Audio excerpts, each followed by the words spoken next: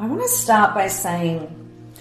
that the thing that I've noticed most about coaches, healers, practitioners, and definitely I was in this place that I'm going to describe to you, is as healers and coaches and practitioners are learning different things about themselves and different theories about wounding and patterns and trauma,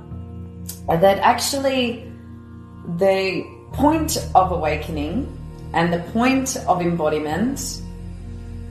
and the core of embodying awakening gets lost in the mind's escape from being here. So all of the practices in the practitioner training, all of the practices that I teach are there to support us to be present in the body and to meet what's here.